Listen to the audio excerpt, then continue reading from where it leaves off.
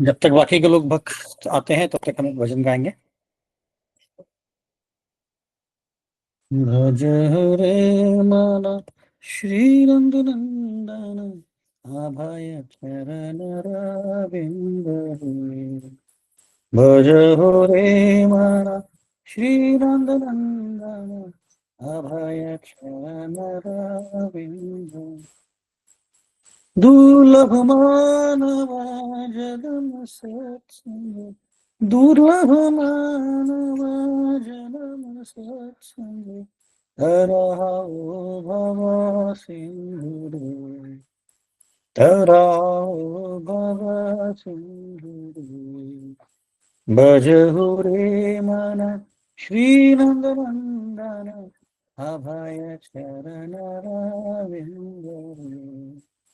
शीतवातप अपबर्हिषं, शीतवातप अपबर्हिषं, हे दीघामिनि दागिरे। विपुल seven कृपण दुर्जन, विपुल seven कृपण दुर्जन, चपल सुखलभ लागिरे। चपल सुखलभ लागिरी। भजहु रे मन श्री रंगनंदन अभय चरण रविंद। भजहु रे मन श्री नंदनंदन अभय चरण रविंद। धन यौवन पुत्र परिजन, धन यौवन पुत्र परिजन, इथे के आचे परप्रीति रे। इथे के आचे परप्रीति रे। कमल दल जल जीवन तल मन, कमल दल जल जीवन तल मन, भजऊ हरिपद नीति रे। भजऊ हरिपद नीति रे। भजहु रे मन श्री नंदनंदन अभय चरण रविंद। भजहु रे मन श्री नंदनंदन अभय चरण रविंद। श्रवण कीर्तन स्मरण वंदन, श्रवण कीर्तन स्मरण वंदन, पाद सेवन दास्य रे। पूजन सखी जन आत्मनिवेदन, पूजन सखी जन आत्मनिवेदन, गोविंद दास अभिलाषी रे। गोविंद दास अभिलाषी रे। भजहु रे मन श्री रंगनंदन अभय चरण रविंद। भजहु रे मन श्री रंगनंदन अभय चरण रविंद। हरे कृष्णा कृष्ण कृष्ण हरे हरे, हरे राम हरे राम, राम राम हरे हरे। हरे कृष्ण कृष्ण कृष्ण हरे हरे, हरे राम राम राम हरे हरे। हरे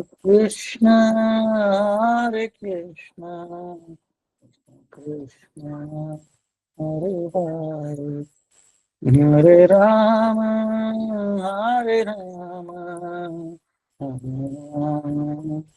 हरे हरे। हरे कृष्ण कृष्ण कृष्ण हरे हरे, हरे Ram Ram Hare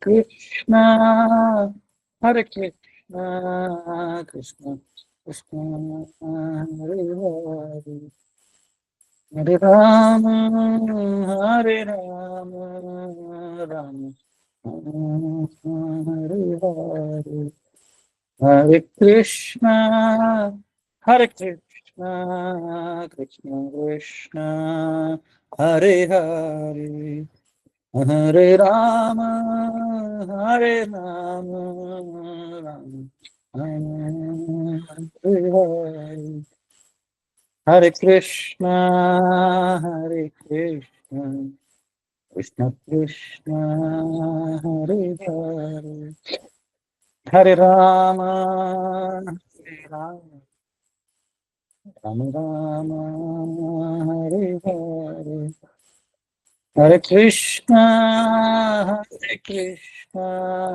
Krishna Krishna, Hare Hare, Hare Rama, Hare Rama, Rama Hare Hare, Hare Krishna, Hare Krishna, Krishna Krishna, Hare Hare, Hare Rama, Hare Rama,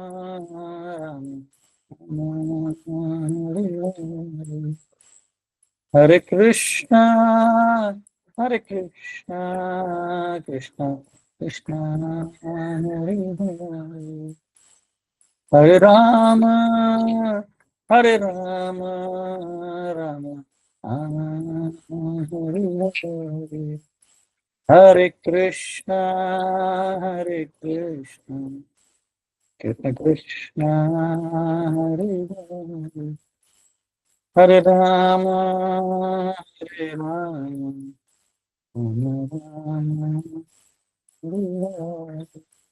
जय राधा वृंदावन चंद्र राधा वृंदावन चंद्र राधा, हे राधा कुंज बिहारी राधा कुंज बिहारी राधा, जय राधे जय राधे, जय राधे जय श्री राधे, निताय गौर हरि बोल, हरि बोल, हरि बोल, निताय गौर हरि बोल, जय जय प्रभुपाद, प्रभुपाद, प्रभुपाद, जय जय प्रभुपाद, जय जय गुरुदेव, गुरुदेव, गुरुदेव, जय जय गुरुदेव, प्रणाम संकीर्तन की जय, प्रभुपाद की जय।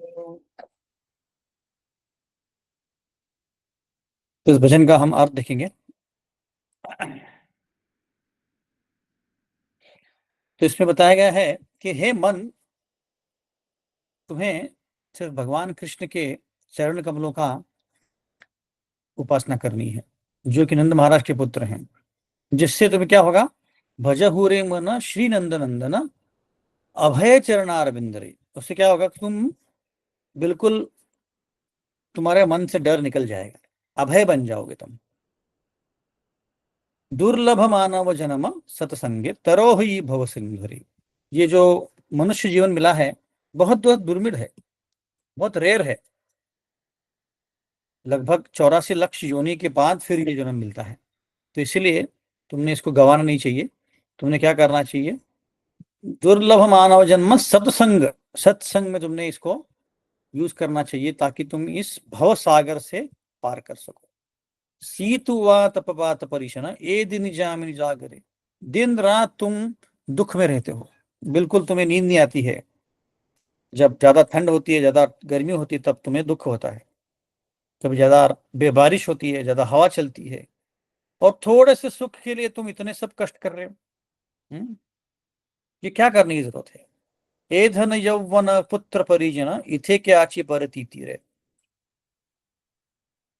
ये जो धन है, यौवन है, पुत्र है, या फैमिली है, इससे जो भी आनंद मिलने वाला है उसका कोई गारंटी नहीं है, क्योंकि ये जो जीवन है, कमल दल जल जीवन तलमल, एक जो कमल का पुष्प होता है, उसका जो पत्ता होता है, उसके ऊपर अगर कोई पानी गिरता है तो वो झट से निकल जाता है, फिसल जाता है, क्योंकि वो जो पत्ता है उसके ऊपर वैक्स का कोटिंग है और उसके कारण वो फिसल जाता है।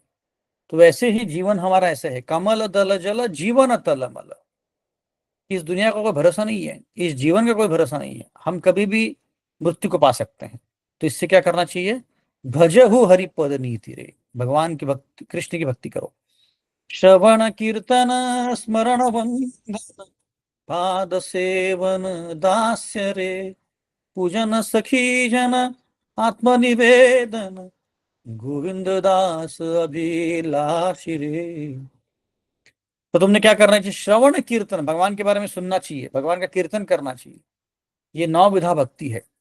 भगवान को याद करना चाहिए, भगवान को पूजा करनी चाहिए। ऐसे 9 प्रकार की विधियों से तुम कर सकते हो और भगवान को याद कर सकते हो।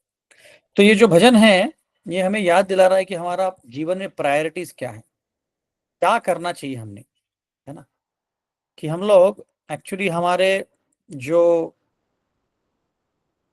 भौतिक दुनिया के भौतिक चीजों को प्रायोरिटी लिया हमने, उसके बजाय हमने भगवान की भक्ति को प्रायोरिटी करना चाहिए। भजहु रे मन, और मन को समझा रहा है भक्ति।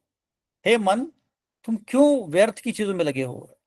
व्यर्थ टीवी देख रहे हो, व्यर्थ यूट्यूब पे लगे हुए हो, व्यर्थ इंस्टा पे लगे हो, व्यर्थ पॉलिटिकल डिस्कशन लगे हो। उससे अच्छा तुम भगवान की भक्ति में लग जाओ, तुम्हारा भला ज्यादा होगा, ये बता रहा है। तो हम अभी प्रार्थना बोलेंगे, उसके बाद भगवत गीता के श्लोक बोलेंगे और फिर चर्चा को प्रारंभ करेंगे। ओम अज्ञानतिमिरन्धस्य ज्ञानञ्जनशलाखया चक्षुरुन्मिलितं येन तस्मै श्रीगुरुवे नमः। श्रीचैतन्यमनोभीष्टं स्थापितं येन भूतले स्वयं रूप कदा मह्यं ददाति स्वपदान्तिकं। वन्देऽहं श्रीगुरु श्रीयुतापदकमलं श्रीगुरुं वैष्णवांश्च श्रीरूपं साग्रजाता सहगण रघुनाथामितं तं सजीवम् साद्वैतं सावधूतं परिजनसहितं कृष्णचैतन्यदेवं श्रीराधाकृष्णपादान् सहगणललिता श्रीविशाखामितांश नमो विष्णुपादाय कृष्णप्रेष्ठाय भूतले श्रीमते भक्तिवेदान्त स्वामिनीति नामे। नमस्ते सारस्वते देवे गौरवाणी प्रचारणे निर्विशेष शून्यवादी पाश्चात्यदेशकारणे। जय श्री कृष्ण चैतन्य प्रभु नित्यानंद श्री अद्वैत गदाधर शिवासादि गौरभक्तवृंद।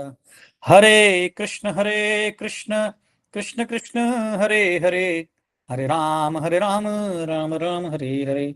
मुखं करोति वाचालं पंगुं लंघयते गिरिं, यत्कृपातमहं वन्दे श्री गुरु दीनतारणम। हरे कृष्ण, आप सभी का स्वागत है। तो पहले हम एक 10 श्लोक पढ़ेंगे भगवद गीता के दूसरे अध्याय के, और फिर चर्चा को आरंभ करेंगे। हम चर्चा कर रहे हैं अध्याय दूसरा और श्लोका नंबर 10।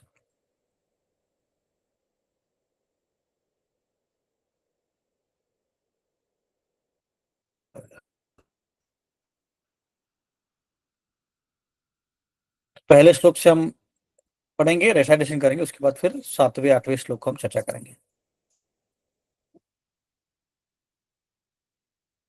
दूसरा अध्याय पहला श्लोक। संजय उवाच तं तथा कृपया पृष्टम् अष्टपूर्णकुलेक्षणं विशितन्तम् इदं वाक्यम् उवाच मधुसूदन। संजय ने कहा, अर्जुन को पूरी तरह से दया के भाव में, उसका मन डिप्रेस्ड, उसके आंखों में आंसू देखे हुए मधुसूदन कृष्ण ने वचन बोले। दूसरा श्लोक। श्री भगवान उवाच कुतस्त्वाकश्मलमिदं विषमे समुपस्थितम् अनार्यजुष्टमस्वर्ग्यम् अकीर्तिं करम अर्जुन। कृष्ण भगवान ने बोला, हे अर्जुन, ये सारी गंदगी तुम्हारे मन में कैसे आ गई? ये आर्य को बिल्कुल शोभा नहीं करती है, इससे तुम्हें स्वर्ग में नहीं नरक में जगह मिलेगी। श्लोका नंबर 3। क्लैब्यमास्मगमः पार्थ नैतत्त्वोपपद्यते क्षुद्रं हृदय दौर्बाल्यं त्वक्तो उत्तिष्ठ परन्तप। हे प्रथा के पुत्र, ऐसी दौर्बल्यता को मत तुम पकड़ो। तुम्हारा जो ये मन की दुर्बलता है उसको छोड़ दो, तुम्हें ये शोभा नहीं देती। उठो और लड़ाई करो। चौथा श्लोक। अर्जुन उवाच कथम भीष्मम हम संखे द्रोणम च मधुसूदन इषुभि प्रतियोत्स्यामि पूजार्व अरिसूदन।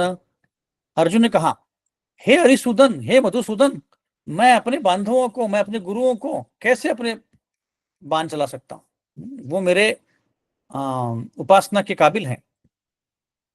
गुरु निहत्वा हि महानुभावान् श्रेयो भोक्तुं भैक्षमपि लोके हत्वार्थ कामांस्तु गुरूनिहैव भुञ्जीय भोगान् रुधिर प्रदिग्धान्।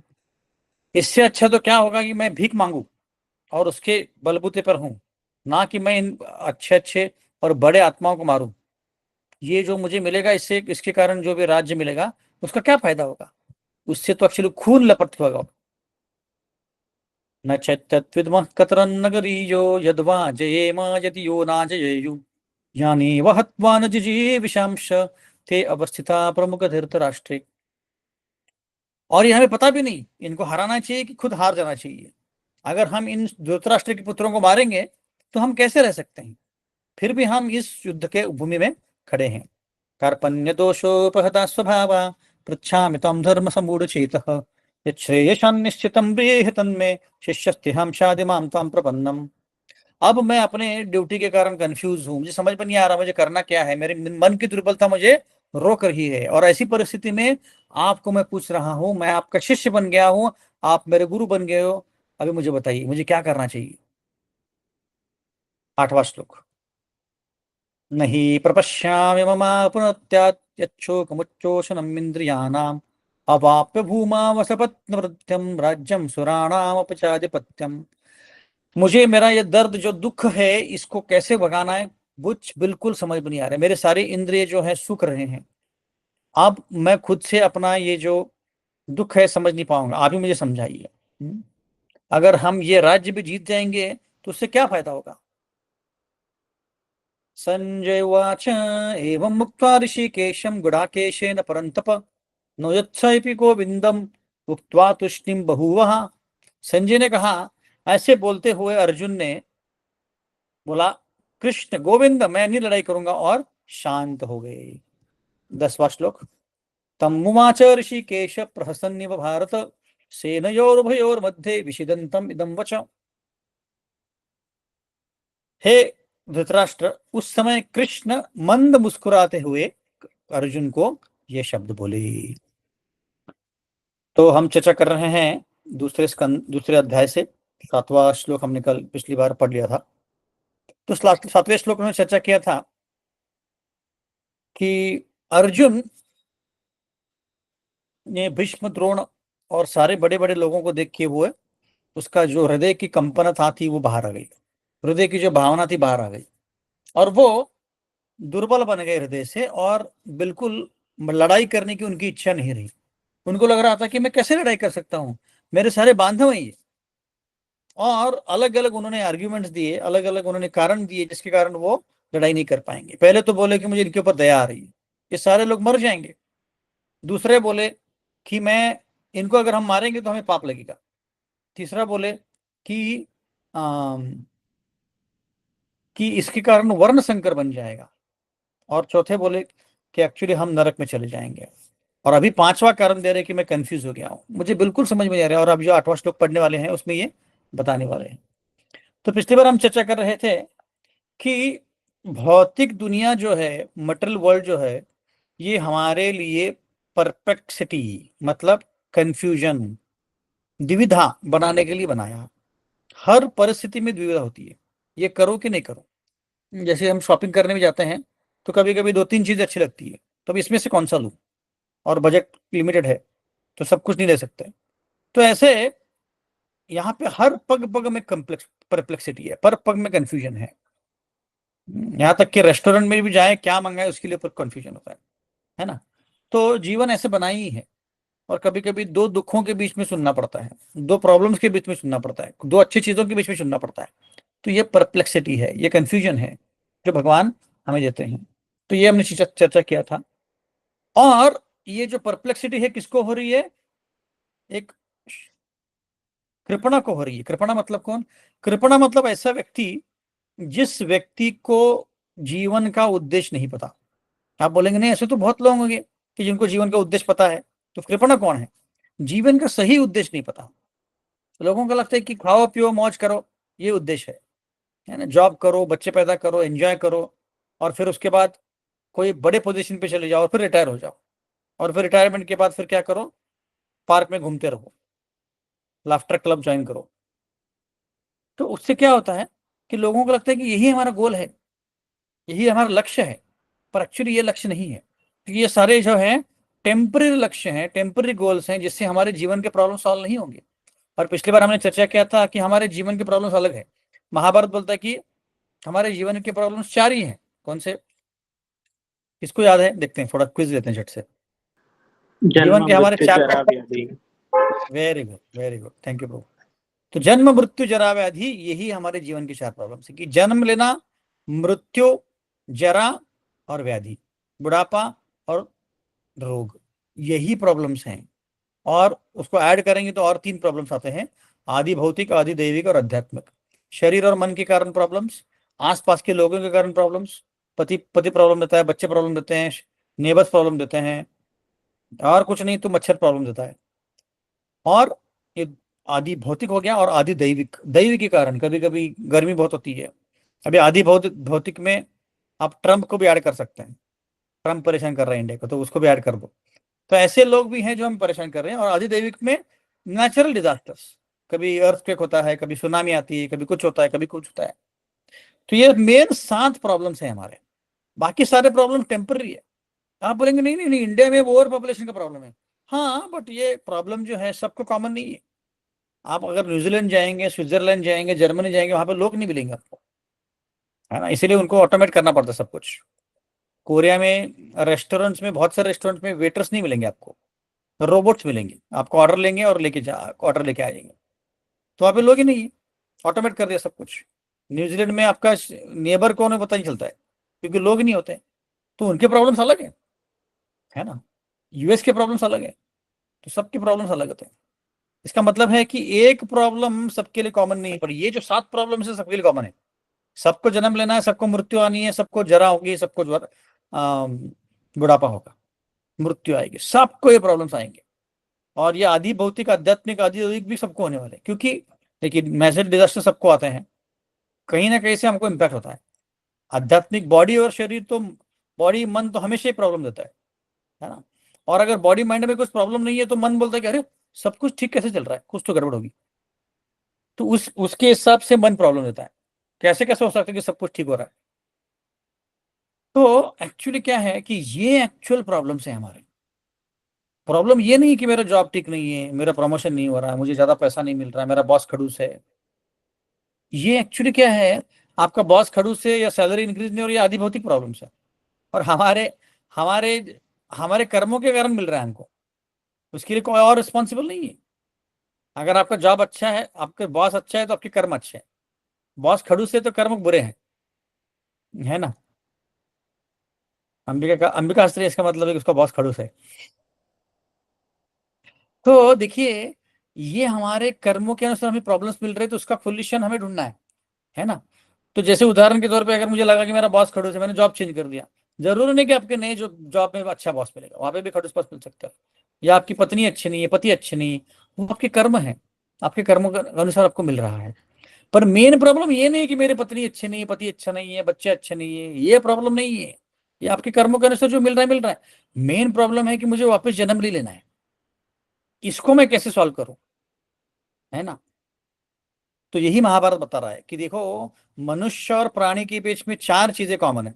आहार निद्रा भय मैथुनम च सामान्येता पशुभिः नराणाम धर्मो हि तेषाम् अधिको विशेष धर्मे नहीं न पशुभिः समानाम। आहार निद्रा भय मैथुन, खाना, सोना, आहार निद्रा भय डरना, और मैथुन एंजॉय करना, ये चारों चीजें कॉमन है प्राणी और मनुष्य के बीच में, कुछ अलग नहीं है। हम सिर्फ क्या, अभी जैसे हम लोग 8th फ्लोर पे, तो 8th फ्लोर के 20 वाले बिल्डिंग में हम लोग रहते हैं, 3 बेडरूम हाउस में, और वहां पे खाते हैं। और कुत्ता जो है रास्ते में खाता है, बिल्ली जो है रास्ते में खाती है। पर खाना तो वही खा रहे हैं ना, खाना कुछ अलग नहीं है। आप भी डनलप बेड पे सो रहे हैं, वो भी रास्ते पे सो रहे हैं, बट नींद तो वही आ रही है ना। कभी कभी कुत्ते और बिल्लियों को ज्यादा अच्छी से नींद आती है। हम लोग स्ट्रेस लेते हैं, पता नहीं क्या होगा, और उनको मस्त स्ट्रेस फ्री रहते हो लोग। इसका मतलब है कि एक्चुअली प्राणी और मनुष्य में ये फर्क नहीं है, खाना पीना सोना एंजॉय करना। वो भी एंजॉय करते हैं। आपको लग रहा है कि हम ही एंजॉय करते हैं, नहीं, वो भी एंजॉय करते हैं। पर फर्क क्या है फिर?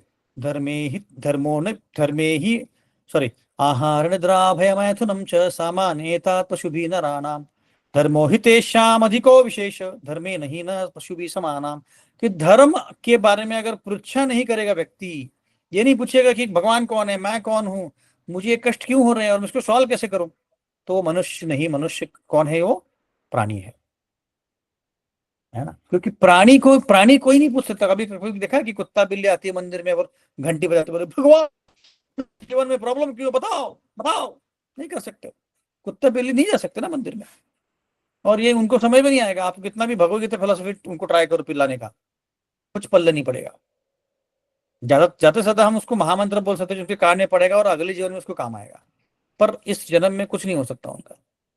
तो ये प्रॉब्लम है। और मनुष्य जीवन क्या है? विशेष है। इसलिए इस जो भजन हमने गाया उसमें क्या बोला था? दुर्लभ मानव जन्म।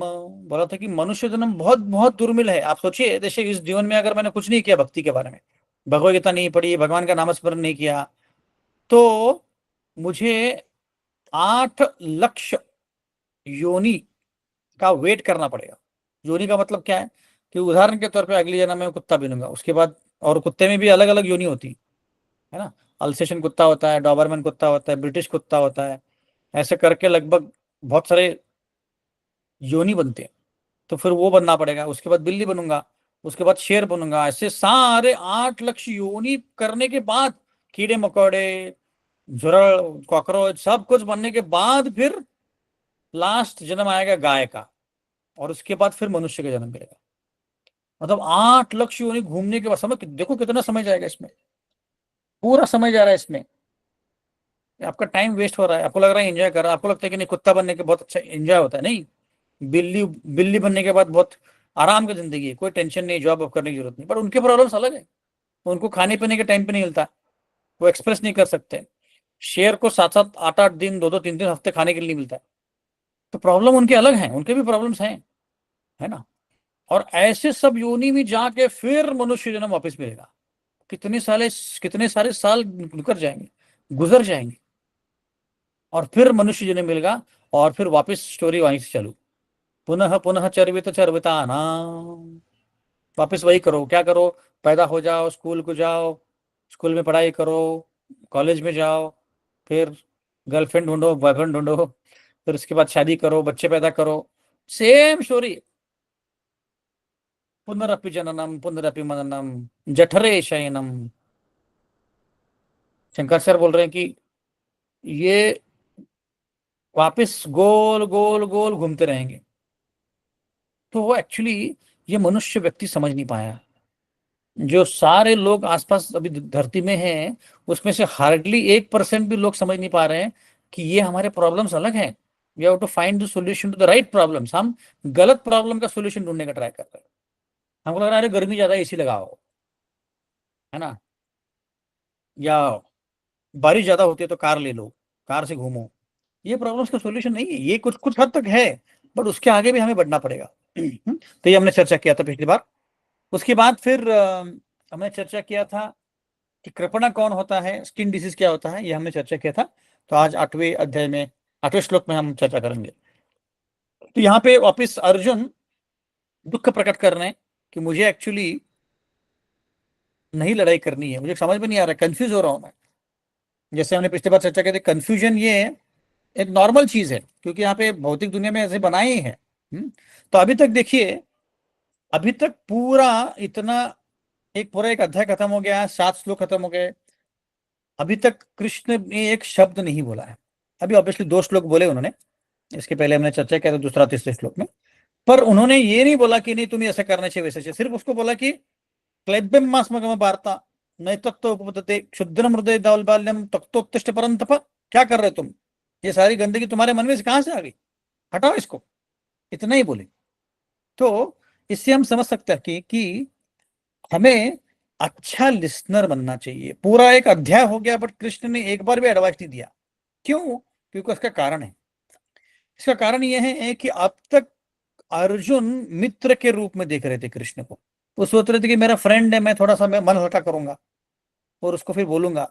पर जब उन्हें समझ में आ गया कि मेरा प्रॉब्लम बड़ा है, उदाहरण के तौर पे आपके जीवन में कुछ परेशानी चल रही है और आपने क्या किया, अपने फ्रेंड सर्कल में जो जो क्लोज फ्रेंड्स उनको बताया कि मेरे प्रॉब्लम्स हैं, तो वो क्या करेंगे, ज्यादा से ज्यादा हाँ सुनेंगे आपका प्रॉब्लम, कुछ तो आपको एडवाइस देंगे। बट क्योंकि वो भी उसी घेरे में अटके हुए हैं, आपका प्रॉब्लम सॉल्व नहीं कर पाएंगे। उदाहरण के तौर पे आपको एक रस्सी से बांधा है और आप अपने फ्रेंड को बोलते हो कि मुझे रस्सी, मेरी रस्सी छोड़ दो, है ना। वो बोलेगा अरे मुझे भी रस्सी से बांधा हुआ है। तो सारे फ्रेंड्स को रस्सी से बांधा हुआ है, तो कौन कैसे छोड़ सकता है किसी को, करेक्ट ना। तो सब लोग उसी प्रॉब्लम्स में अटके हुए हैं। तो इसीलिए हम फ्रेंड्स को नहीं पूछ सकते। फ्रेंड्स को पूछेंगे तो क्या बोलेंगे, वो ज्यादा से ज्यादा कुछ एडवाइस देंगे जो कोई काम का नहीं है, परमानेंट सॉल्यूशन नहीं है। परमानेंट सॉल्यूशन के लिए आपको गुरु के पास जाना पड़ेगा। गुरु आपके प्रॉब्लम्स रूट कॉज सॉल्व कर सकता है। जैसे आपके शरीर में बॉइल हो गया, बॉइल फोड़ा, तो आप क्या करेंगे, फोड़ा को मलहम लगाएंगे, कैलाश जीवन लगाएंगे। कैलाश जीवन लगाने के बाद एक दो दिन के बाद वो फोड़ा ठीक हो जाएगा। उसके बाद दूसरे हाथ में फोड़ा आ जाएगा, उधर भी कैलाश जीवन लगाएंगे। फिर पेट में फोड़ा आ जाएगा, फिर चेहरे में फोड़ा आ जाएगा। आप बोलेंगे ये तो फोड़ा कम ही नहीं हो रहा है। आपने अपने फ्रेंड को पूछा, नेबर को बोला अरे कुछ नहीं कैलाश जीवन लगाओ, या तो बोलेंगे कैलाश जीवन की जगह और कोई मलहम लगाओ। तो उधर सब जगह लगा के देखा तो फोड़ा कम हो रहा है पर कहीं और आ रहा है। तो अगर आप डॉक्टर के पास जाएंगे, गुरु के पास जाएंगे, डॉक्टर बोलेगा ये क्रीम में लगाने से कुछ नहीं होगा। आप जितना बाहरी रूप से उसको सॉल्व करने का प्रयत्न करेंगे उतना ही टेम्परली सॉल्व होगा, परमानेंट सॉल्व नहीं होगा। तो उसके लिए क्या करना पड़ेगा, डॉक्टर बोलेगा आपका जो ब्लड है, आपका जो रक्त है अशुद्ध हो गया है, उसके लिए कुछ दवाई देंगे। और जब रक्त शुद्ध हो जाएगा, फोड़ा बनना, फोड़ा निकलना खत्म हो जाएगा, वापस फोड़ा नहीं आएगा। इसका मतलब है कि हमने रूट कॉज ढूंढा। जैसे कोई भी कंपनी में हम काम करते हैं, कोई प्रॉब्लम आता है तो हम रूट कॉज पहले ढूंढते हैं कि कहाँ से आ रहा है। सिम्टम नहीं दिखते, सिम्टम सिर्फ बाहरी तरफ दिखता है, बट रूट कॉज जो है, रूट कॉज, हमें रूट कॉज को सॉल्व करेंगे तभी हमारी सारी प्रॉब्लम सॉल्व होंगे। तो यही अर्जुन को कृष्ण बता रहे हैं। और कृष्ण अच्छे लिसनर हैं। अभी तक कुछ नहीं बोला उन्होंने, सिर्फ उन्होंने सुना है। तो इसीलिए अगर कोई अच्छा गुरु होता है, अच्छा टीचर होता है, अच्छा स्पीकर होता है, पहले वो सुनता है प्रॉब्लम क्या है पहले सुनने दो मुझे। तो a good speaker has to be a good listener, a good problem solver has to be good listener. आपको अगर प्रॉब्लम सॉल्व करना है तो पहले सुनना पड़ेगा, जैसे कृष्ण ने, भगवान ने सुना। और जब तक अर्जुन ने सरेंडर नहीं किया, जब तक अर्जुन नहीं बोले कि मैं शरणागत हूं, अभी 7वें श्लोक में बोले वो, कार्पण्य दोषोपहता स्वभाव पृच्छामि तम धर्म समरुचितः यच्छ्रेयशान निश्चितम ब्रहितन में शिष्यस्ते हम शादिमाम ताम प्रपन्नम। कि मैं आपका शिष्य बन गया हूं, आप अभी बताओ ये प्रॉब्लम का सॉल्यूशन क्या है। इसीलिए भगवान ने हमें दो कान दिए हैं और एक ही मुख दिया है। क्यों? भगवान चाहते हैं कि हम ज्यादा सुने और कम बोले, है ना। बट लोग ज्यादा बोलते हैं और कम सुनते हैं, ये प्रॉब्लम है। और एक ही जीवा दिया इसलिए, है ना। और जीवा का भी दो दो पर्पज दिया, खाने के लिए और बोलने के लिए, एक ही कॉमन पर्पज है। पर कान का पर्पज एक ही है, सुनना, है ना। एक्चुअली जब हमारा मृत्यु का समय आता है, मृत्यु शैय पे होते हैं हम लोग, तो सारे इंद्रिय खत्म हो जाते हैं, सारे इंद्रिय बंद पड़ जाते हैं। नाक बंद होता है, मुख बंद हो जाता है, आंखें भी काम नहीं करती हैं। तो एक ही इंद्रिय चालू रहता है, वो कान। कान जो है सबसे लास्ट जाता है। और ये जो हमने भजन गाया है इसमें क्या बोला था, श्रवणम कीर्तनम विष्णु स्मरणम पाद सेवनम। श्रवणम मतलब सुनना। तो भक्ति में पहला चीज करते हैं, सुनते हैं, गुरु से सुनते हैं, कृष्ण से सुनते हैं, प्रभुपाद से सुनते हैं कि करना क्या है मुझे। और तब हमारी प्रगति होती है। आप देखिए हम लोग जब स्कूल में गए थे, तो स्कूल में जाके पहले बड़बड़ करना चालू कर दिया? नहीं, पहले टीचर सुने, टीचर सुने ABCD 1+1=2, ये सुने, उसके बाद हमको बोलना आया। जब हम छोटे थे, जब हमने बोलना भी नहीं सीखा था, तो हम माँ की या पिता के मुख से जब सुने तभी बोल पाए। तो अगर मैं महाराष्ट्रियन फैमिली में जन्म हुआ तो मैं पहले मराठी शब्द सुने मैंने और फिर मैं मराठी बोल पाया। कोई अगर कन्नड़ा फैमिली में है, कोई तमिल फैमिली में है, कोई तेलुगु फैमिली में है, तो उसने वो शब्द सुन लिए, इसलिए उस बच्चे को वो बोल पाया वो। इसका मतलब है कि सुनना बहुत महत्वपूर्ण है। इसीलिए हमें रोज कम से कम आधा घंटा भगवत गीता से सुनना चाहिए, कम से कम बोल रहा हूं मैं, क्योंकि हमारे एक्चुअली जीवन की प्रॉब्लम ज्यादा है। जीवन, हमारे हृदय में जो कंटेमिनेशन है, काम क्रोध मदह मत्सर, बहुत ज्यादा है। आप सोचो, जैसे कोई कमरा हो, आपके घर में कोई स्टोर हाउस हो या गराज हो, और उसको आपने 10 साल तक खोला ही नहीं, वो बंद ही है, और 10 साल के बाद अपने कमरा खोला, टक करके बड़ा सा आवाज आ गया, मतलब वो जो दरवाजा भी खुल नहीं रहा है आपका, और फिर देखा तो सब जगह धूल ही धूल है। और इनिशियली आपको लगेगा कि कम धूल है, पर आप जब झाड़ू लोगे हाथ में, झाड़ू करने के लिए, तो बहुत ज्यादा धूल आएगी बाहर। अब लेकिन बाप रे, इतनी सारी धूल कहाँ से आ गई? एक्चुअली क्या हुआ कि कमरा बंद था, फिर भी धूल अंदर चली गई। इसको कंपेयर करना है तो आपको ऐसे ऐसे कंपेयर कर सकते हैं। अगर हम आईने के सामने खड़े हैं और आईने के ऊपर 1 किलोमीटर की धूल लगी हुई है, मैं बोल रहा हूँ 1 किलोमीटर की धूल लगी हुई है, तो आप खुद को देख पाओगे? बिल्कुल नहीं, आपको कुछ दिखेगा ही नहीं, आपको कुछ नहीं दिखने वाला है, क्योंकि धूल लगी हुई है। वैसे ही हमारे हृदय में इतने सारे अनर्थ हैं कि उस अनर्थ के कारण हम खुद कौन है वो समझ नहीं पाएंगे। हम खुद कौन है ये हम समझ नहीं पा रहे, क्योंकि हृदय में धूल लगी हुई है इतनी। काम क्रोध मद मोह मत्सर, ऐसे 6 प्रकार के अनर्थ हैं, कंटेमिनेशन है, जिसके कारण हम खुद को समझ नहीं पाते हैं।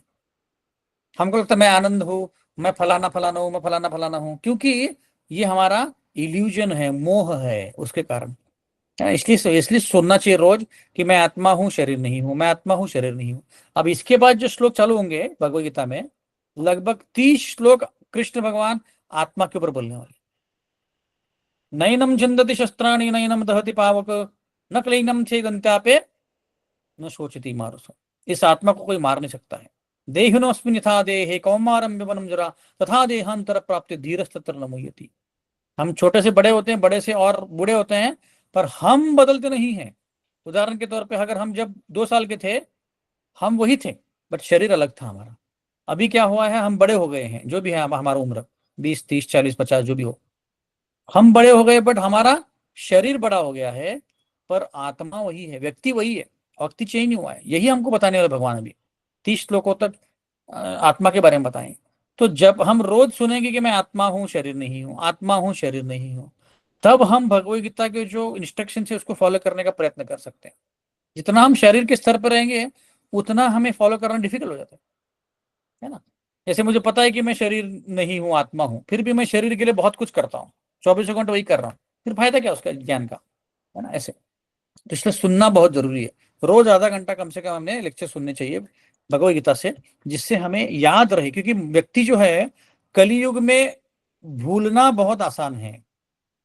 मंद सुमंद मत जो मंद भाग्य उपद्रता, कलयुग का लक्षण है कि व्यक्ति क्या होता है, मंद होता है। मंद मतलब भौतिक बुद्धि नहीं, मंद मतलब आध्यात्मिक बुद्धि। देखिए, इस व्हाट्सएप ग्रुप में लगभग 250 लोग हैं, पर उसमें से सिर्फ 20 आते हैं, क्योंकि आध्यात्मिक चीजों के लिए लोग आलसी हैं। आप बोलो किसी को कि अरे अभी जन्माष्टमी के दिन 4:30 बजे मंगलाती आ जाओ सुबह। 4:30 बजे? इतनी जल्दी? नहीं नहीं नहीं नहीं, ये बहुत जल्दी हो जाता है, इतनी जल्दी कौन उठेगा। पर वही आप उनको बोलो कि भाई आपको यूएस जाना है और 2 बजे की फ्लाइट है, आपको घर से कम 10:30 11 बजे उठना पड़ेगा, और आपको नींद नहीं मिलेगी, यूएस जाना है, अरे बिल्कुल, हम रात भर जग के जाएंगे, उसमें क्या है, नींद की क्या जरूरत है। तो हमारे इंद्र तृप्ति के लिए हम रात भर जगने के लिए तैयार है, पर वही अगर भगवान की भक्ति करना है, मंदिर जाना है, तो बोले अरे नहीं नहीं, आराम, जब कोई काम नहीं रहेगा, जब कोई कष्ट रहेंगे तभी जाएंगे हम। तो ये प्रॉब्लम है। इसलिए हमें रोज सुनना चाहिए इसके बारे में, ताकि हमें ये करंट रहे, पता चले कि भाई मुझे करना क्या है। तो अभी अर्जुन जो है कृष्ण को सरेंडर कर रहे हैं। तो जब तक व्यक्ति गुरु को सरेंडर नहीं करता, उसके प्रॉब्लम सॉल्व नहीं होते। जब तक हम कंफर्ट जोन में रहेंगे कि मेरी पत्नी, मेरा पति, मेरे बच्चे, मेरा घर, मेरा कुत्ता, मेरा बिल्ली, मेरा गाय, मेरा बैल, मेरा गाड़ी, तब तक क्या होता है, व्यक्ति को लगता है कि मैं कंफर्ट जोन में, है ना। इसलिए कुंती महारानी बोलती है, विपदा शांत तो शश्वत तत्र तत्र जगद्गुरु भवतो दर्शनम यच्छात अपनर्भव दर्शनम। कि मेरे जीवन में बार बार कष्ट आए, ऐसे कृष्ण, कुंती महारानी कृष्ण को बोल रही है। हम में से कौन ऐसे बोल सकता है कि मेरे जीवन में बार बार कष्ट आए? हम तो उल्टा बोलते हैं, हे भगवान, मेरे जीवन में इतने कष्ट क्यों है, मेरा जो नेबर है उसको दे दो थोड़े कष्ट, वो इतना खुश दिख रहा है। पर हमको अपने जीवन में कष्ट नहीं चाहिए होते।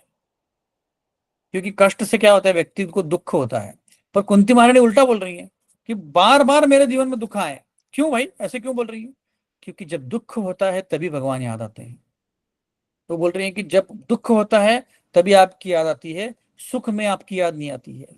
कबीर ने एक दोहा बोला है, दुख में सुमरण सब करे, सुख में करे ना कोई। दुख में सुमरण सब करे, सुख में करे ना कोई। सुख में सुमरण करे, दुख काहे को होए। दुख में भगवान की याद आती है कि भगवान मेरे साथ ऐसा क्यों हो रहा है, मैंने क्या किया है। पर जब सुख आता है, प्रमोशन होता है, गाड़ी मिलती है, लॉटरी लगती है, तो व्यक्ति को लगता है कि नहीं नहीं मैं मैंने ही सब कुछ किया है, ये प्रमोशन के लिए मैं ही जिम्मेदार हूं, और कोई जिम्मेदार नहीं है। मैंने इतने कष्ट किए हैं, सैटरडे संडे काम किया है, घर की तरफ मैंने दुर्लक्ष्य किया है, इसलिए मुझे प्रमोशन मिलना ही चाहिए था। तो भगवान ने भी कुछ किया है, भगवान ने कुछ नहीं किया, मैंने किया है। और जब दुख आता था, भगवान मेरे साथ ऐसे क्यों करते हो। तो ये प्रॉब्लम है ना। तो अगर जीवन को समझना है तो जीवन के फॉर्मूले को समझना पड़ेगा कि सुख आता है या दुख आता है, भगवान से ही आता है। आप बोलेंगे फिर भगवान हमें सुख दुख क्यों देते हैं ऐसे? क्योंकि हमारे कर्मों के अनुसार। तो इसीलिए प्रहलाद महाराज बोलते हैं कि आपके जीवन में सुख और दुख का कोटा डिसाइडेड है। आपके जीवन में अगर लेट से 10 करोड़ रुपए आने वाले टोटल में, पूरी जिंदगी में, 50 साल की आपकी जॉब में या 40 की जॉब में, उतना ही पैसा मिलेगा आपको, 1 रुपए ज्यादा नहीं मिलेगा, 1 रुपए कम नहीं मिलेगा। तो सुख का कोटा डिसाइडेड है, दुख का कोटा डिसाइडेड है। इतना ही नहीं, आप कितनी सांस लेंगे, ब्रेथ की बात कर रहा हूं, ससुमा वाला सांस नहीं, ब्रेथ्स, कितने सांस लेंगे ये भी डिसाइडेड है। इसलिए योगी लोग पहले के जमाने में प्राणायाम करके सांस को धीमा कर देते, स्लो कर देते, ताकि वो ज्यादा रह सके। तो सब कुछ डिसाइडेड है आपका। तो उसके लिए कष्ट करने की इतनी जरूरत नहीं। तो आप बोलेंगे अरे फिर जॉब अब जाने की जरूरत नहीं क्या, जॉब नहीं जाऊं मैं, कष्ट नहीं करूं, नहीं। बेयर मिनिमम तो करना ही पड़ेगा, 8 9 10 घंटा इतना तो कर सकते हैं हम लोग। पर ज्यादा कष्ट करने की जरूरत नहीं, जिसके कारण मुझे लगा और पैसा मिलेगा और पैसा मिलेगा, नहीं, उतना ही पैसा मिलने वाला है। तो इसलिए सरेंडर हम जब करते हैं, शरणागत कब होते हैं, तब हमारे जीवन में कष्ट है। पर आप बोलेंगे प्रभु जी अभी हमारे घर जीवन में कष्ट ही नहीं है, तो हम क्यों सरेंडर करें। अभी सरेंडर नहीं करेंगे तो बाद में सरेंडर करना ही पड़ेगा, मृत्यु के समय सरेंडर करना पड़ेगा। तो उससे अच्छा अगर हम अभी सरेंडर करें तो हमारे जीवन में कष्ट कम आएंगे। भगवत गीता भागवतम में एक श्लोक आता है, दूसरे स्कंद के पहले स्कंद के दूसरे अध्याय में आता है, 1.2.18। नष्ट प्रायशो भद्रेशु नित्यम भागवत सेवय, भगवत्योत्तम श्लोके भक्तिर्भवति नैष्टिकी। कि नष्ट प्रायेषु अभद्रेषु, क्या होगा नष्ट प्रायेषु, प्रायेषु मतलब तुरंत, क्या नष्ट होगा, नष्ट प्रायेषु अभद्रेषु, अभद्र मतलब जो आपके जीवन में अमंगल है वो तुरंत गायब हो जाएगा। क्या करने से, नष्ट प्रायेषु अभद्रेषु नित्यम भागवत सेवय। रोज अगर भगवत गीता भागवतम पढ़ेंगे, आपके जीवन के कष्ट दूर हो जाएंगे। आप बोलेंगे ऐसे कैसे हो सकता है भैया, जादू थोड़ी है। हाँ जादू ही है। जादू क्यों है? क्योंकि अगर हम भगवान को रोज याद करेंगे, भागवतम पढ़ना मतलब भगवान को रोज याद करना, भगवान को रोज याद करेंगे, सुबह अगर उठ के 2 घंटा जपा करेंगे, 16 माला करेंगे, तो फिर कष्ट आएंगे ही नहीं। क्योंकि भगवान जो है सच्चिदानंद है, ब्लिसफुल है, हमेशा भगवान कभी दुखी नहीं होते। आपने कभी देखा है कृष्ण भगवान ऐसे बांसुरी बजा रहे हैं और मुंह लटका हुआ है, ऐसे कभी देखा आपने? नहीं, भगवान हमेशा हंसते रहते हैं, क्योंकि वो खुश होते हैं हमेशा, कभी दुखी नहीं होते, है ना। उनको दुख है कि हम लोग ये जो जीव हैं यहाँ पे भौतिक दुनिया में आए हैं और यहाँ पे कष्ट भुगत रही है, उनको दुख है। पर वो खुद को भी दुखी नहीं होते। तो ऐसे सुखी व्यक्ति से, ऐसे आनंदी व्यक्ति के साथ संग करेंगे तो आप भी आनंदी हो जाओगे। दुखी व्यक्ति के साथ संग करेंगे, आपके फ्रेंड सर्कल में आपके कोई एक दुखी व्यक्ति है, हमेशा दुखी रहता है, रोता रहता है, तो उसके साथ संग करेंगे तो आपको भी लगेगा अरे यार दुखी है, दुख है सब। पर अगर आनंदी व्यक्ति है कोई, भगवान जैसे आनंदी है, एकदम ब्लिसफुल है, उनके साथ संग करेंगे तो उनके भी गुण आप में आएंगे और आपको सुख का अनुभव आएगा। क्योंकि वो सच्चिदानंद विग्रह है। तो ऐसे सरेंडर जैसे अर्जुन ने किया, वैसे हमें भी सरेंडर करना चाहिए। तो अभी हम देखते हैं कि कौन सी परिस्थिति में अर्जुन ने सरेंडर किया, शरणागत किया। जैसे हम देखते हैं कि अर्जुन ने भगवत गीता सुनी और वो सरेंडर हो गया। धृतराष्ट्र ने भी सुनी, दुर्योधन ने भी सुनी, पर वो सरेंडर नहीं हुए, क्योंकि उनके पास उतना सुकृत नहीं था, पुण्य नहीं था। पर अर्जुन के पास पुण्य था। तो अर्जुन ने द्रोण को देखा, भीष्म को देखा और सरेंडर हो गया। हाँ, पर आप देखेंगे कि सारे पांडवों ने कौरवों को देखा, भीम ने देखा, युधिष्ठिर ने देखा, नकुल सहदेव ने देखा, पर वो दुखी नहीं हुए। क्योंकि उनका विजन अलग था। और द्रोण और भीष्म के रिलेशनशिप में एक्चुअली अर्जुन बहुत क्लोज थे, उनके बहुत निकटतर थे, इसलिए वो अटैच थे, है ना।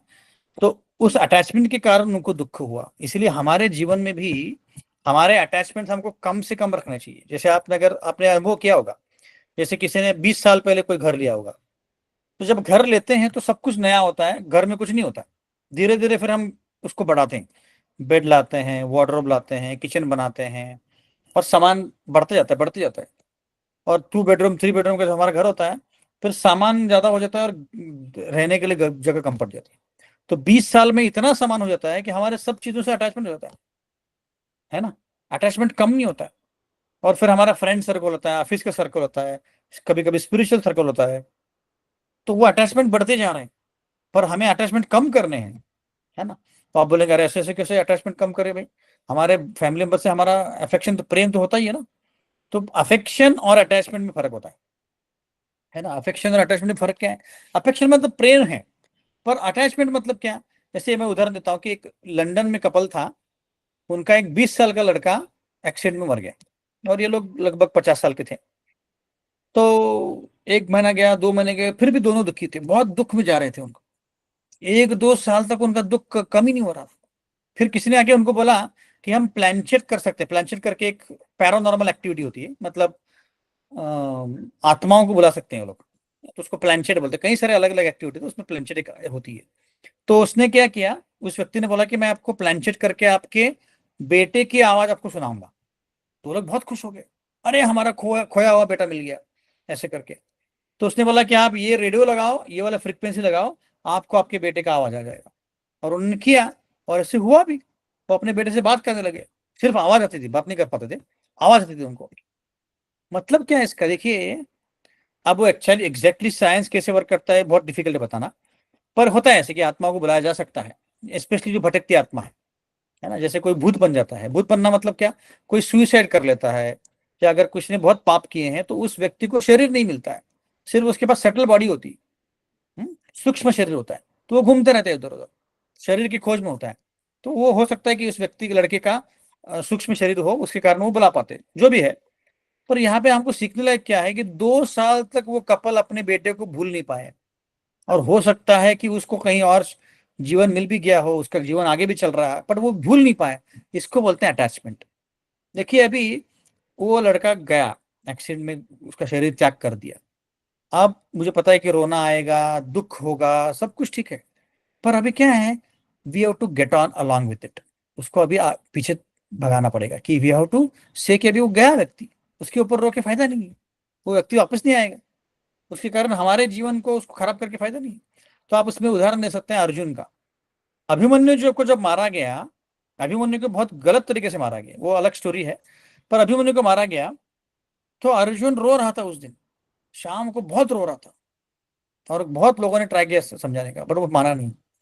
फिर दूसरे दिन उसने प्रण लिया कि मैं क्या करूंगा, जयद्रथ को मार दूंगा, और अगर मैं शाम तक मार नहीं पाया तो मैं क्या करूंगा, इस आग में झोंक दूंगा खुद को।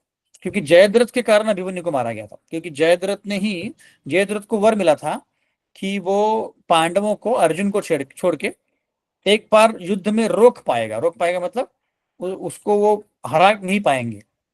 तो कौरवों ने एक्चुअली चतुर्व्यूह बनाया था। चतुर्व्यूह ने क्या बोलते हैं इसको, उसका नाम, चक्रव्यूह। चक्रव्यूह, करेक्ट। चक्रव्यूह बनाया था, है चक्रव्यूह बनाया था। और अर्जुन जो था, अर्जुन एक साइड दूर जाके कहीं एक बहुत बड़े आर्मी के साथ लड़ाई कर रहा था, तो बहुत दूर था। उदाहरण के तौर पर अगर हम लोग, मैं जैसे अभी कातरत में बैठा हूँ, और हिंजेवाड़ी में कौरवों की सेना है, तो वहां तक एकदम दूर जाके कर रहा था लड़ाई। तो धृतराष्ट्र ने, युधिष्ठिर महाराज को, क्योंकि ये चक्रव्यूह था, चक्रव्यूह को भेदना था, क्योंकि सारे उनके जो कौरवों के अंदर थे उनको मारना था। अब क्योंकि चक्रों को भेदना था, और किसी को नहीं पता था कि चक्रों को भेदना कैसे है, सिर्फ एक ही व्यक्ति को पता था, अर्जुन, और दूसरा था अभिमन्यु। पर अभिमन्यु को सिर्फ आधा ही पता था, है ना। उसको एंटर करना कैसे पता है, बाहर कैसे आने पता नहीं था, तो उसने बोला मुझे एंटर करना पता है, बाहर नहीं आ सकता मैं। तो युधिष्ठिर ने बोला कोई बात नहीं, तुम एंटर करो तो तुम्हारे से पीछे पीछे हम, भीम, मैं, नकुल, सहदेव पीछे पीछे आ जाएंगे और तुमको वापस आने में लिए मदद करेंगे। तो अभिमन्यु अंदर गया, और जैसे ही अंदर गया जयद्रथ ने चारों को रोक दिया, क्योंकि उसको वर मिला था। तब तक कौरवों ने वो चक्रव्यूह वापस बंद कर दिया और वो एंटर नहीं कर पाया। और उसके बाद फिर क्या हुआ, कर्ण, द्रोणाचार्य और बाकी बाकी लोगों ने अभिमन्यु को मार दिया। अभिमन्यु बहुत शूरवीर था, पर 7 लोगों ने उसको मार दिया। तो क्योंकि जयद्रथ ने मारा था, तो अर्जुन ने प्रण लिया कि मैं आज शाम तक जयद्रथ को मारूंगा, नहीं तो मैं आग में खुद को झोंक दूंगा। कृष्ण ने बोला भाई तुम प्रण वर्ण लेने के पहले मुझे पूछा करो क्या प्रण लेते हो तुम। क्योंकि हुआ क्या, फिर दूसरे दिन कौरवों ने क्या किया, जैसे मैं उदाहरण दे रहा था कि जैसे मैं अभी कात्रज में हूँ, तो पांडवों की सेना इस साइड है, और जैसा स्वारगेट है, स्वारगेट से लेके हिंजवाड़ी तक उनकी सेना थी, और हिंजवाड़ी के एकदम कोने में जयद्रथ को रखा था उन्होंने, और बीच में द्रोण थे, भीष्म थे, अश्वत्थामा था, ऐसे कई बड़े बड़े योद्धा थे। तो अर्जुन बहुत शूरवीरता के साथ लड़ा, पर इतना लंबा सेना था, क्योंकि 11 अयक्ष योनि मतलब बहुत करोड़ों करोड़ों लोग, उसको भेद करना बहुत मुश्किल था। तो शाम के 4 बजे आए थे, अभी तक सूरज ढला नहीं था, पर 4 बज गए थे। तो कौरवों को लगा अभी 1 घंटे में जाना मुश्किल ही है बहुत। तो फिर कृष्ण ने एक तरकीब लगाई। कृष्ण ने क्या किया, उस सूर्य को ढक दिया, और सबको लगा शाम हो गई, तो सब लोग खुशी मनाने लग गए, और सब लोग आगे आ गए। और अर्जुन ने तैयारी करना चालू कर दिया, आग लगा दिया, और उसमें भी खुद को झोंकने ही वाला था, तब तक कृष्ण ने वापस सुदर्शन चक्र से सूर्य को निकाल लिया। तो सूर्यास्त नहीं हुआ था एक्चुअली, और जयद्रथ सामने आ गया। तो कृष्ण ने बोला कि यह रहा सूर्य, ये रहा जयद्रथ, मारो बाण, और अर्जुन ने उसको मार दिया। तो यहाँ पे हम देख सकते हैं, तो एक्चुअली अर्जुन जो था, अर्जुन को भी बहुत दुख हुआ कि मेरा एक अच्छा बेटा अभिमन्यु मारा गया, पर उसने सिर्फ एक ही दिन तक वो रोया, दूसरे दिन वापस ड्यूटी में लग गया वो। इसका मतलब है कि यही फर्क है अफेक्शन और अटैचमेंट में। अटैचमेंट में मतलब व्यक्ति इतना अटैच हो जाता है कि उस व्यक्ति के बिना रह ही नहीं सकता, है ना। और फिर वो व्यक्ति इतना डूब जाता है दुख में कि उसके कारण वो दुखी हो जाता है। पर अफेक्शन मतलब क्या, व्यक्ति को दुख है, पर उसको पता है कि this is not only a life, इसके आगे जाना है हमें, है ना। तो दैट इज द डिफरेंस। तो यही हमें समझना है। तो यहाँ हम देख रहे हैं कि अर्जुन जो था, है ना, एक तरह से हम देखेंगे, एक तरह से देख रहे हैं, मतलब हमारी सीख के लिए देख रहे हैं, एक तरह से अटैच था, आसक्त था द्रोण और भीष्म के लिए, इसलिए वो लड़ाई करने से मना कर रहा था। फिर अर्जुन मोहग्रस्त भी हो गया था, उसको लग रहा था कि अरे इनको मैं मारूंगा तो मैं कैसे हो जाएगा मेरा, तो इसलिए मोहग्रस्त था। चौथा वो कंफ्यूज हो गया था, उसको समझ में नहीं आ रहा था कि क्या करना चाहिए। ऐसे तो ये कारण थे। अभी जो हम सुनने के ऊपर चर्चा कर रहे थे कि हमें रोज सुनना चाहिए, तो सुनना भी 2 प्रकार के होते हैं, सहज सुनना और शरणागत सुनना। मतलब casual hearing and surrendered hearing.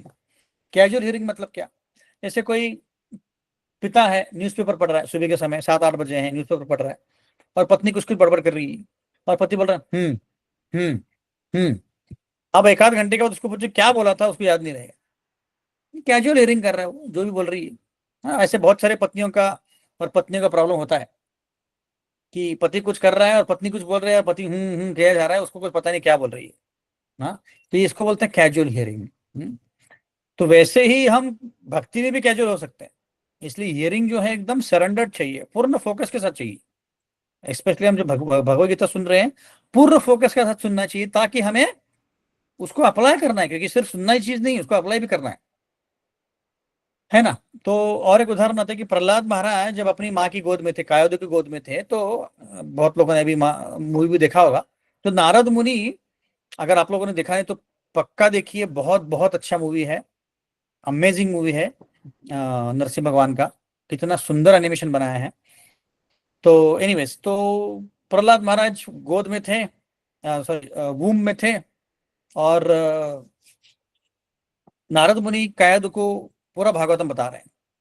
पर कयादु जो है भागवत सुनते सुनते सो रही है, और जो अंदर बैठा हो प्रहलाद है पेट के अंदर, वो सुन रहा है ध्यान से।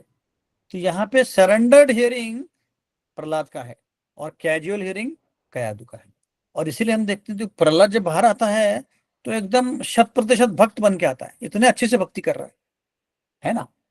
फिर हम देखते हैं कि सुभद्रा और अभिमन्यु, है ना, जब अर्जुन क्लास दे रहे थे तो सुभद्रा के पेट में अभिमन्यु था, तो अभिमन्यु सब सुन लिया पर सुभद्रा ने कुछ नहीं सुना। ऐसे सिमिलरली हम देखते हैं धृतराष्ट्र, विदुर जी ने उनको बहुत प्रयत्न किया बताने के लिए, अरे तुम क्या कर रहे हो, तुम अपने भाई के बेटे को ही मारने का प्रयत्न कर रहे हो, ये सही नहीं है, बट सुना नहीं। तो इसको बोलते हैं कैजुअल हियरिंग। और कैजुअल हियरिंग करेंगे तो हमारी कैजुअलिटी हो जाएगी, ये हम याद रखना चाहिए। कैजुअल हियरिंग करेंगे तो हमारी कैजुअलिटी हो जाएगी। हाँ, फिर प्रहलाद महाराज को हम देखते हैं, प्रहलाद महाराज ने एक ही बार क्लास सुना, वो भी अपने माँ के पेट में, गर्भ में, और उसके कारण उसका भक्ति में बहुत गाड़ी आगे बढ़ी। एक ही बार सुना उसने नारद मुनि से, बार बार भी नहीं सुना, है ना।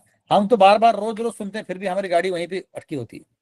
फिर ध्रुव महाराज जब जंगल चले गए थे तो नारद मुनि ने उनको बताया कि भाई तुम क्या छोटे बालक हो, तुम जाओ अपने अपने घर जाओ, ये क्या कर रहे हो तुम। पर वो सुने नहीं, बोले कि मुझे भक्ति करनी है। तो एक ही बार नारद मुनि ने बोला कि तुम ओम नमः भगवते वासुदेव बोलो, और उन्होंने बोला और उनका कल्याण हो गया। फिर मृगारी हंटर करके था, एक बार नारद मुनि ऐसे जंगल में जा रहे थे तो उन्होंने देखा एक हंटर था, तो वो प्राणियों को आधा मारता था, पूरी तरह से नहीं मारता था, आधा मार के छोड़ देता था, और उसको मजा आता था कि मैंने इनको आधा मारा है, अभी तड़प रहे हैं। तो नारद मुनि ने बोला कि तुम ये क्या कर रहे हो। तो बोला कि क्यों, क्या हुआ, तुम इनको आधा क्यों मारते हो, पूरा क्यों नहीं मारते। तो मुझे बचपन से ट्रेनिंग ऐसे ही मिला है कि उनको आधा मार देना चाहिए, फिर उनको तड़पते हुए देखते मजा आता है। तो नारद मुनि ने बोला तुम्हें पता है तुम्हारा क्या होगा इस अगले जन्म में। बोला क्या हुआ। तो नारद मुनि की शक्ति से उन्होंने नरक का पूरा विजुअलाइजेशन दिखाया उसको, कि तुम नरक में जाके क्या क्या सड़ने वाले हो। नरक में 14 प्रकार के नरक होते हैं और उसके हजारों प्रकार की वहां पे शिक्षा दी जाती है। अगर कोई दारू पीता है, कोई सिगरेट पीता है, कोई अवैध संग करता है, कोई खून करता है, कोई चोरी करता है, अलग हर एक के अलग अलग प्रकार की शिक्षाएं, तो उसको दिखाया जाए कि तुमको क्या शिक्षा मिलने वाली है। तो जब उसने अपनी शिक्षा होते देखा तो डर गया एकदम, बोला बाप रे ये क्या है, तो अभी मुझे क्या करना पड़ेगा। बोले तुम सब कुछ छोड़ दो और भक्ति करो, भगवान का नामस्मरण करो तो सब कुछ ठीक हो जाएगा। तो उसने बोला बट मेरे पेट का क्या होगा, मैं खाऊंगा कैसे, मेरे फैमिली का क्या होगा। तो उसकी तुम चिंता मत करो, तुम भगवान के ऊपर छोड़ दो। तो उसने भक्ति करना चालू कर दिया, और गांव के लोगों को ये आश्चर्य हो गया कि बाप रे, मृगारी हंटर जो प्राणियों को मारता था वो अभी भक्त बन गया, वो भगवान का नामस्मरण करते साधु बन गया। तो सब लोग अब कुछ कुछ धान लेके आते थे, कोई शुगर लेके आता था, कोई कुछ लेके आता था, और उसके पास रोज इतना जमा होने लग गया कि उसको ज्यादा होने लग गया, he used to get more stuff than what he intended. तो ये मृगारी का उसने एक ही बार सुना नारद मुनि से, और उसने पूरा अपना जीवन चेंज किया, है ना। तो ये हम समझ सकते हैं एक्चुअली। तो यहाँ पे अभी देख रहे हैं कि अर्जुन जो है दो प्रकार के दुखों से जा रहा है, एक है मटेरियल लेमेंटेशन, दूसरा स्पिरिचुअल लेमेंटेशन। हमने दूसरे पर देखिए पहले श्लोक में देखा था कि देखिए आत्मा के स्तर पे दुखी होना या शरीर के स्तर पे दुखी होना दोनों अलग है।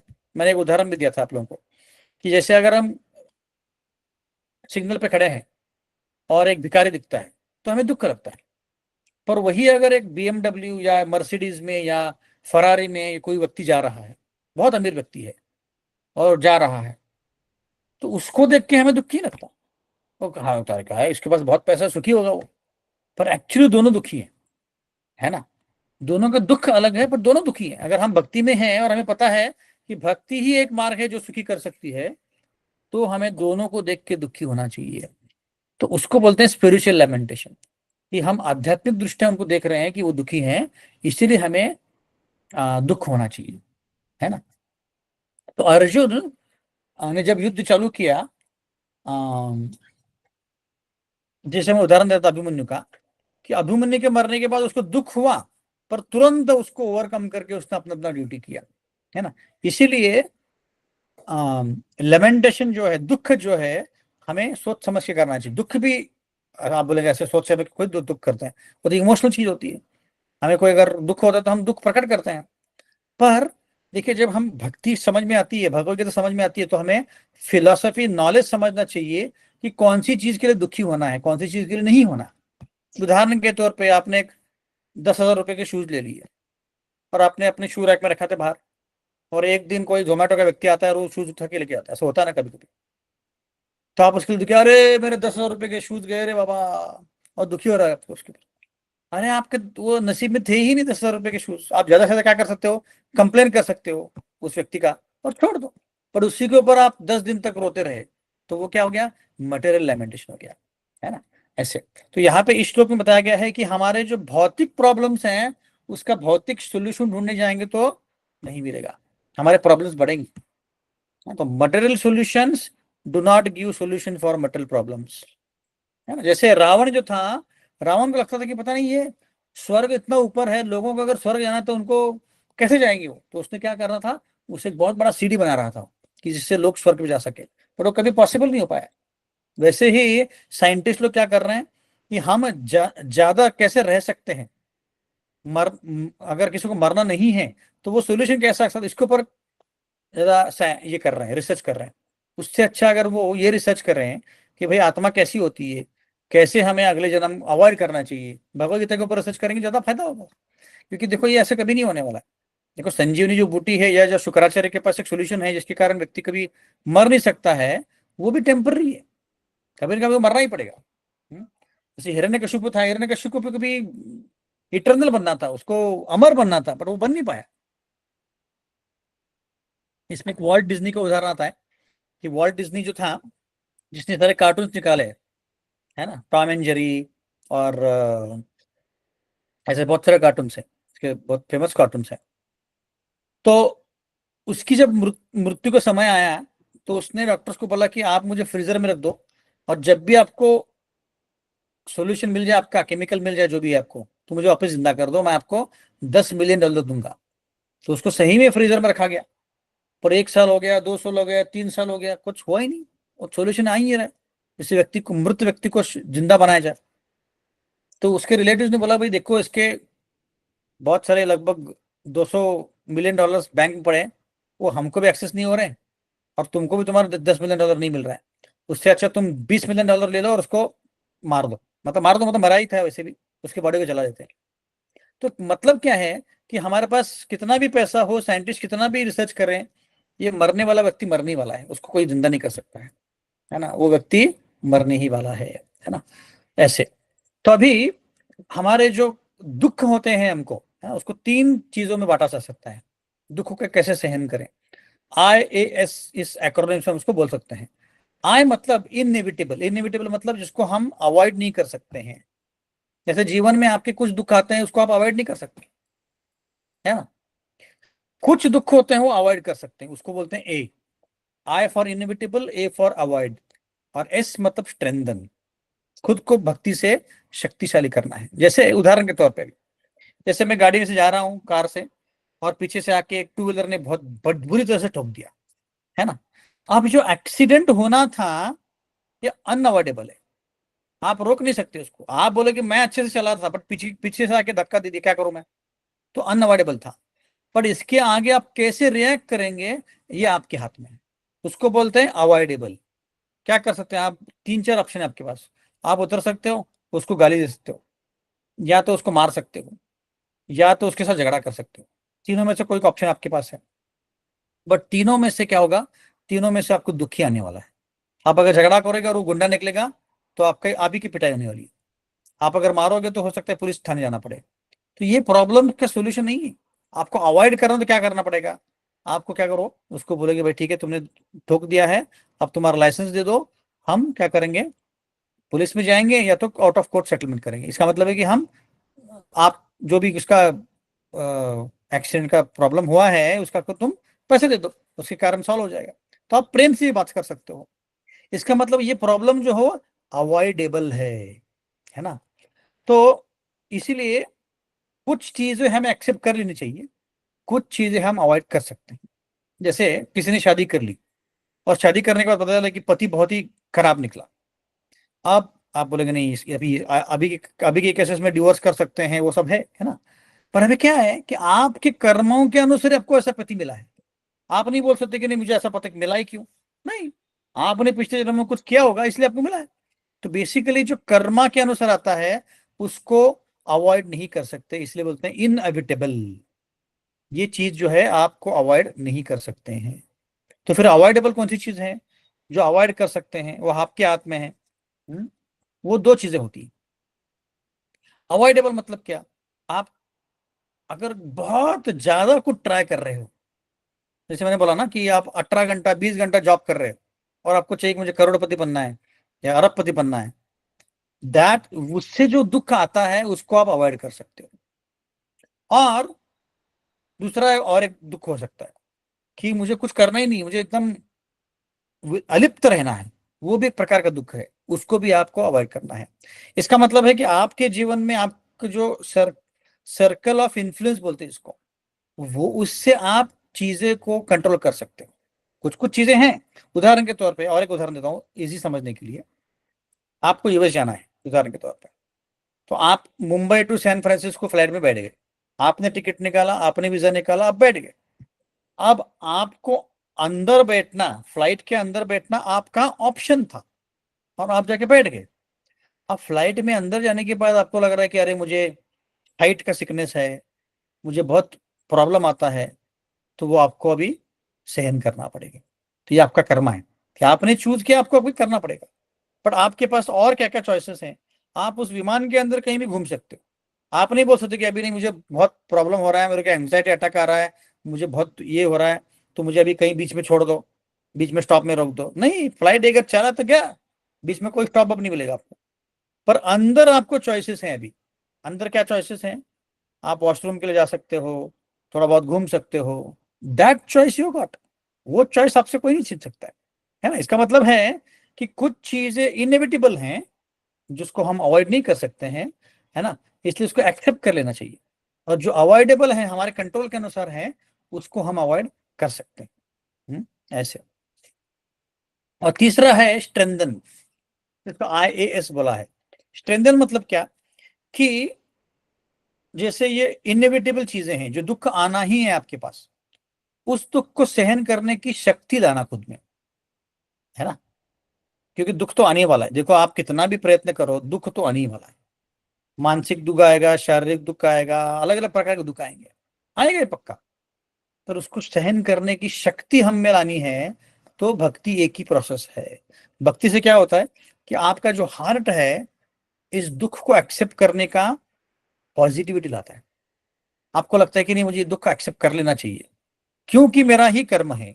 तते अनुकंपा सुषुमिक्षमानो भुंजाने वा कृतम विपागर। बोला गया है कि अगर व्यक्ति कोई ऐसे सोचे कि जो भी मेरे कर्म है उसके अनुसार मुझे दुख आ रहा है और वो भुगतते जा रहा है, तो फिर उसको मृत्यु के समय उसके लिए मोक्ष कंप्लीटली एक्सेप्टेबल है, उसको मोक्ष मिलने ही मिलने वाला है। हाँ, तो इसीलिए ये तीन चीजों को अगर हम याद रखेंगे कि आई मतलब इनएविटेबल, ए मतलब अवॉइडेबल, और एस मतलब स्ट्रेंथन, खुद को शक्ति से, भक्ति की शक्ति से दुख को सहन करने की शक्ति को जुट पटाना है, बढ़ाना है। हम्म तो ये दो चीजों से हम समझ सकते हैं कि हमारे प्रॉब्लम्स को हम कैसे सॉल्व करेंगे। तो आज हमने देखा कि अर्जुन जो है कृष्ण के सामने सरेंडर हो गए हैं। जब तक हम पूरी तरह से गुरु के सामने सरेंडर नहीं हो जाते हैं, और जब तक हम कंफर्ट जोन में रहते हैं, हमारे खुद की कह रहे हैं कंफर्ट जोन में रहूंगा, मुझे अच्छा लगता है, तब तक आपको भक्ति में आगे बढ़ना बहुत मुश्किल हो जाता है। इसीलिए सरेंडर करना बहुत जरूरी है। दूसरा चीज हमने देखा कि कृष्ण भगवान अभी तक एक पूरा अध्याय में सुर सुनते रहे, कुछ बोले नहीं।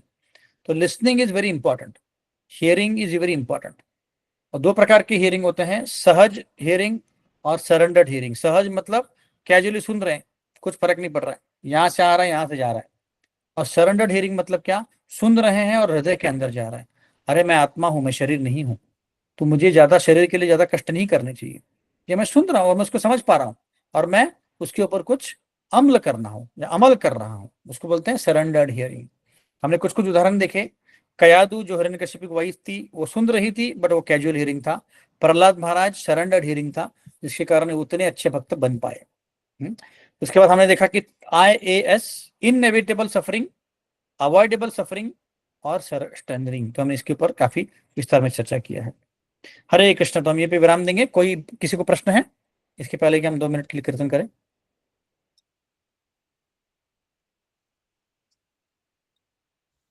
प्रभु जी मेरा क्वेश्चन है। Yes Bharti, yes. Okay. Hare Krishna प्रभु जी, दंडवत प्रणाम। हाँ इस बात है। प्रभु जी, हमको वो 84 लाख योनियों के बाद मनुष्य जन्म मिलता है, तो उसके बाद भी हमें फिर से मनुष्य जन्म मिलता है? हाँ हाँ, तो 80 लाख होने के बाद, क्योंकि 4 लाख जो है योनियां मनुष्य वाली है, तो उसके बाद मनुष्य का जन्म मिलता है। पर अगर मैंने कोई अच्छे कर्म नहीं किए, अच्छे कर्म मतलब भक्ति युक्त सुकृति नहीं की, तो फिर क्या होगा, फिर आपको वापस 8 लक्ष योनि में जाना पड़ेगा और फिर आपको मनुष्य जन्म मिलेगा। पर अगर इस जैसे इस मनुष्य जन्म में मैंने भगवत गीता पढ़ ली, एक आध राउंड चैंटिंग किया, तो फिर आपको अगला जन्म वापस मनुष्य मिलेगा, ऐसा। ठीक है। ओके। और प्रभु जी, वो मैंने ऐसे सुना था कि जब अभिमन्यु सुभद्रा के पेट में थे, तब वो हम्म। चक्रव्यूह में एंटर कैसे होना है, तब तक ही मतलब सुभद्रा जगी हुई थी। बाद में वो सो गई थी, तो सिर्फ उनको उतना ही ज्ञान था कि एंटर कैसे होना है, वहां से करेक्ट आना कैसे, वो पता नहीं था। तो फिर करेक्ट। उनका हियरिंग मतलब लिसनिंग, मतलब सरेंडर सरेंडर वाला कैसे हुआ? लिसनिंग था। हाँ, क्योंकि जिन्हें जितना भी उन्होंने सुना वो याद रखा और वो अपने जीवन में उतार पाए, क्योंकि बाद वालों ने उनको सुना ही नहीं दिया ऐसे। हम्म। ठीक है। ठीक है। हाँ। ओके। ये श्रद्धा माता जी। हाँ, प्रभु जी, मेरा क्वेश्चन ये है कि जैसे कि हमको बोला है कि सारी जीवात्माएं भगवान के अंश है, लेकिन फिर भी ना कभी कभी झगड़ा हो जाता है आपस में। हम्म तो हम्म वो हम्म उस टाइम पे वो रिस्पेक्ट, वो वैल्यू, वो सब चला जाता है। तो उस चीज को कैसे डील कर, जैसे कि मैं एग्जांपल देती हूँ, मेरे भाई के साथ झगड़ा होता रहता है कोई भी चीज को हम्म लेके। हम्म। तो मुझे तो पता है कि अभी वो कृष्ण का अंश है, ये कब पता चलता है? झगड़ा होने के बाद याद आता है। तो इसका क्या करूँ? Correct correct. देखिए, हम रोज सीख रहे हैं थोड़ा थोड़ा थोड़ा, है ना, कि धीरे धीरे हम सुधारने का प्रयत्न कर रहे हैं। तो कलयुग में बोला गया है कि पहले के जमाने में दो दो अलग अलग कंट्रीज में, दो दो अलग अलग सोसाइटी में, दो दो अलग अलग फैमिलीज में झगड़े होते थे। पर कलयुग में बोला गया है कि एक ही फैमिली में झगड़ा होने वाला है, तो होता ही है। और झगड़ा होना कोई बुरी बात नहीं है, एज लॉन्ग एज हम उसको भूल के वापस करेक्ट करें, ये पहली बात है। क्योंकि देखिए, नॉर्मल स्वभाव क्या है मनुष्य का, कि दूसरों के साथ डिफरेंसेस होते हैं, है ना, तो उसके कारण झगड़े हो जाते हैं, है ना। बट एज लॉन्ग एज हम उसको बंद करें और वापस नई शुरुआत करें, दैट्स ओके। ये पहली बात है।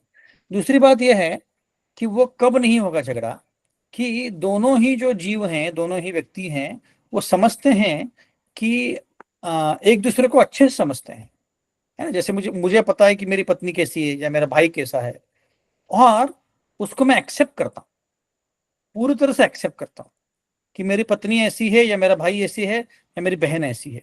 तो व्हेन आई एक्सेप्ट कंप्लीटली, और तो फिर मुझे क्या होता है, then I don't find any fault in them, तो उनमें मुझे कोई दोष नहीं दिखता है ना। एक चीज ये है। दूसरा चीज ये है कि मैं खुद को भी एक्सेप्ट करता हूँ कि मेरे में भी दोष है, तो मुझे दूसरों में दोष नहीं दिखने चाहिए। तो ये जब दोनों चीजें मेरे हृदय में सिंक इन होंगी और रियलाइजेशन आएगा, रिलेशन मतलब क्या, मैं खुद को इंप्लीमेंट कर पाऊंगा कि नहीं भाई देखो, उसमें दोष है पर मुझ में भी दोष है, तो इसलिए मैंने झगड़ा नहीं करना चाहिए, मैंने कुछ बोलना ही नहीं चाहिए। ये जब रियलाइजेशन आएगा ना, तब झगड़ा कम, और दोनों में आना चाहिए, क्योंकि आप में आया और उसमें नहीं आया, तो वो झगड़ा करेगा, तो फिर आपका भी फिर वापस खून खोलेगा, वापस झगड़ा आएगा। तो धीरे धीरे उसको हमें मैच्योरिटी लेवल पे लेके जाना है, ज्यादा अच्छे से भक्ति करके। तो वो जब स्टेज आएगा कि जब हम समझते कि नहीं, मुझ में भी दोष है, उसमें भी दोष है, तो वी शुड एक्सेप्ट कि भाई उसमें भी दोष है, तो I accept that person as it is.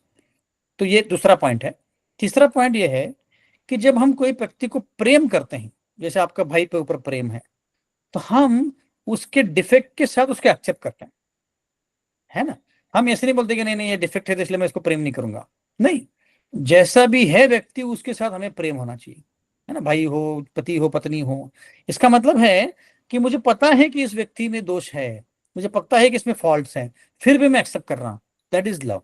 रूप गोस्वामी प्रेम का डेफिनेशन देते हैं भक्ति रसामृत सिंधु में, कि देर इज कंप्लीट पॉसिबिलिटी कि दोनों ही व्यक्ति एक दूसरे के साथ ना रहें, इतना बड़ा डिफरेंसेस ओपिनियन है, इतने बड़े प्रॉब्लम्स हैं, फिर भी दोनों ही एक साथ रह रहे हैं, दैट इज कॉल्ड लव।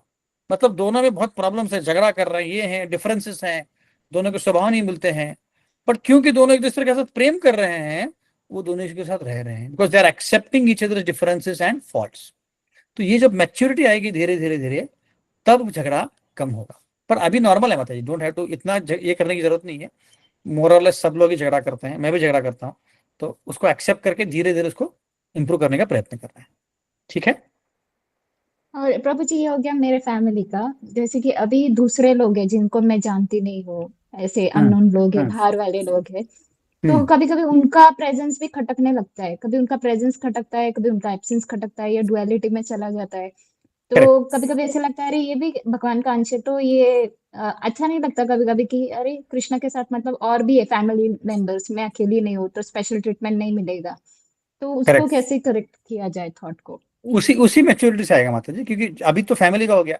उसके बाहर के सर्कल, जैसे हम कोई भी ट्रेन में जाते हैं तो सामने कोई व्यक्ति बैठा है, तो इमीडिएटली हम जज करते हैं। जैसे अगर हमारे जैसे बिहेव नहीं कर रहा व्यक्ति, तो हम जज करना चालू करते हैं, अरे ये ठीक नहीं है, अच्छे फैमिली से नहीं है, भक्ति नहीं करता, ये नहीं करता है ना। तो जब हम धीरे धीरे उस व्यक्ति को एक्सेप्ट करते हैं, जैसे कोई बड़े व्यक्ति होते हैं, जैसे शिला प्रभुपाद थे, वो कितना भी छोटा व्यक्ति हो, कितना भी भक्ति ना करता हो, कितना भी गिरा हो, वो एक्सेप्ट कर लेते हैं कि नहीं, this person is part and parcel of Krishna, so have to respect. तो वो स्टेज आने में टाइम लगता है ना। उसको बोलते हैं विद्या विनय संपन्ने ब्रह्मणि गवि हस्तिनी शुनि चैव स्वपाके च पंडिता समदर्शिनी। वो समदर्शी का स्वभाव लाने के लिए टाइम लगता है। भगवान बोल रहे हैं कि पंडिता समदर्शिनी मतलब क्या? एक पंडित व्यक्ति है, भक्त है, जो सबको देख रहा है। किस किस को? विद्या विनय संपन्न,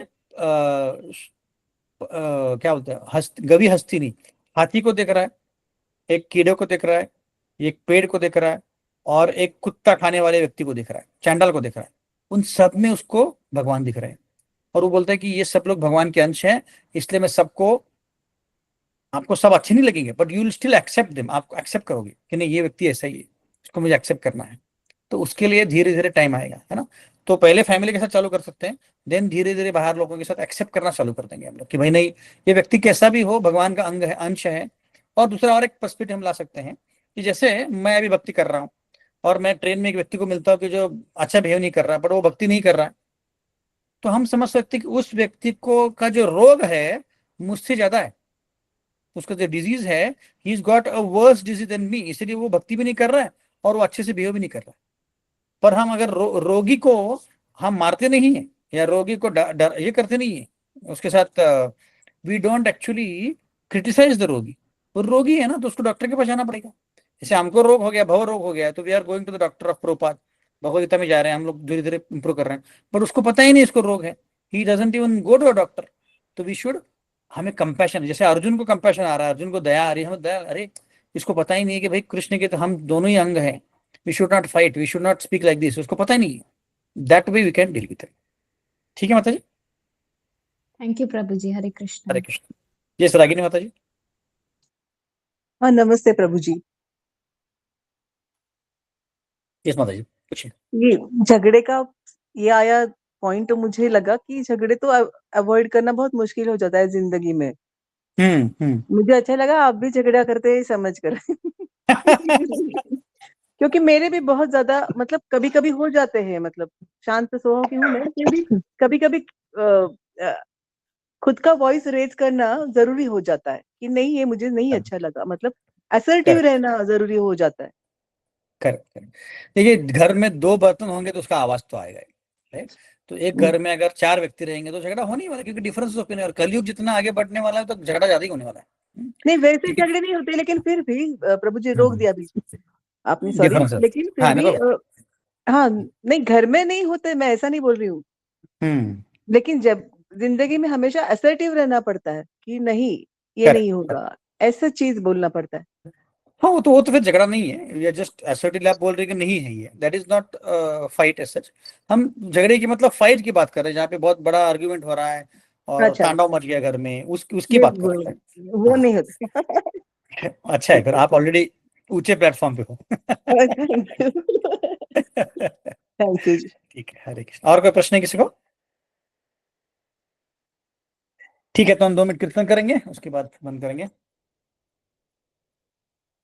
हरे कृष्ण कृष्ण कृष्ण हरे हरे, हरे राम हरे राम, राम राम हरे हरे, हरे कृष्ण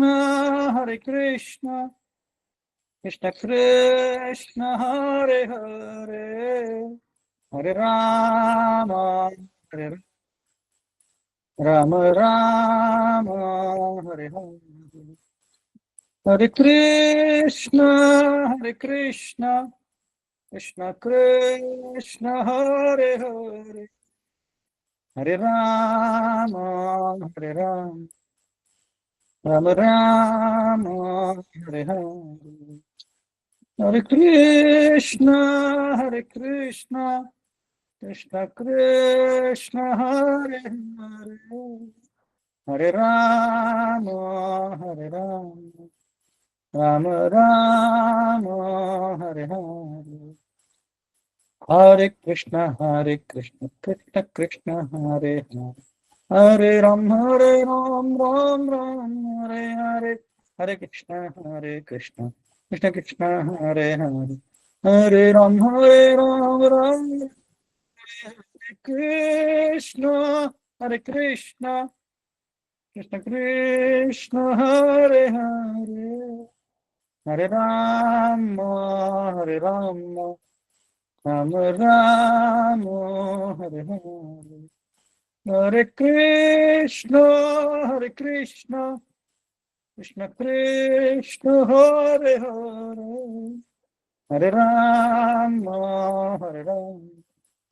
राम राम हरे हरे हरे कृष्ण कृष्ण कृष्ण हरे हरे हरे राम राम हरे हरे हरे कृष्ण कृष्ण कृष्ण हरे हरे हरे राम राम हरे हरे कृष्ण कृष्ण हरे हरे हरे राम राम हरे हरे हरे कृष्ण कृष्ण कृष्ण हरे राम राम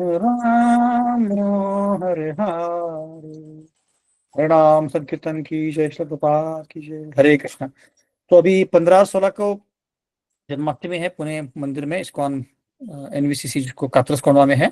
तो आप सभी को स्वागत है, कृपया आइए। 15 को भी जन्माष्टमी है, 16 को भी है, मेन 16 को है, बट 15 छुट्टी है इसलिए, और बाहर वाले लोग 15 को मनाते हैं। तो कल्चरल प्रोग्राम्स हैं, अभिषेक है, बहुत कुछ है, तो कृपया आइए। और अगर आते हैं तो मुझे फ़ोन कीजिए, तो हम मिल सकते हैं, जो भी आएंगे वो। Hare Krishna, thank you so much, दंडवत प्रणाम। हरे कृष्ण प्रभु प्रभु जी। जी